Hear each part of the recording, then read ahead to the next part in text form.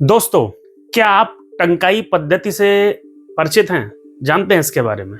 हाल ही में ये चर्चाओं में है और इसका कारण है भारतीय नौसेना नौकायन पोत अर्थात INSV कौंडिन्य। आइए अब पूरी कहानी को शुरू से समझते हैं। टंकाई पद्धति प्राचीन सिले हुए जहाज निर्माण पद्धति को संदर्भित करती है। टंकाई विधि अर्थात स्टेज्ड शिप बिल्डिंग मेथड एक प्राचीन जहाज निर्माण तकनीकी है जिसमें जहाजों को बनाने के लिए कीलों के स्थान पर तख्तों को आपस में सिल कर जोड़ा जाता है। यह तकनीकी जहाजों को अधिक लचीलापन और स्थायित्व प्रदान करती है जिससे वे उथले पानी और रेत के टीलों से होने वाले नुकसान से बच जाते हैं। यह विधि प्राचीन भारत में प्रयोग में लाई जाती थी और अब इसे पुनर्जीवित करने की योजना बनाई गई है। इसी क्रम में हाल ही में INSV कौंडिन्य को भारतीय नौसेना में शामिल किया गया है। यह जहाज टंकाई पद्धति का उपयोग करके बनाया गया पहला सिला हुआ जहाज है। इस प्रकार INSV कौंडिन्य के माध्यम से टंकाई पद्धति को पुनर्जीवित किया गया है। टंकाई विधि भारत की समुद्री विरासत को संरक्षित करने और पुनर्जीवित करने के लिए अत्यंत महत्वपूर्ण है।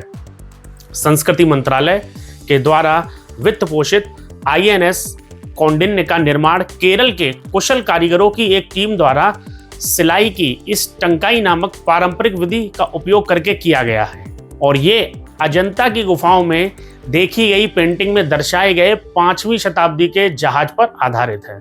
दोस्तों, ये एक प्रसिद्ध भारतीय नाविक कौंडिन्य के नाम पर इसका नाम कौंडिन्य रखा गया है।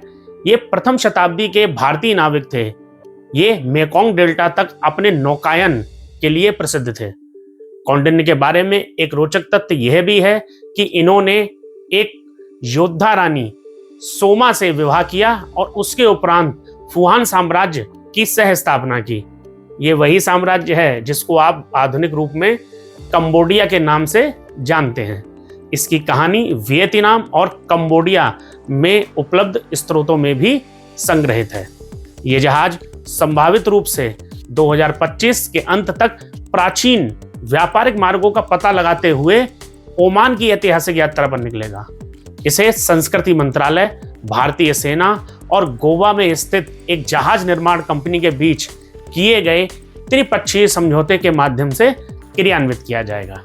इसी प्रकार की और रोचक जानकारी और तथ्यों को जानने के लिए जुड़े रहिए हमारे साथ। धन्यवाद।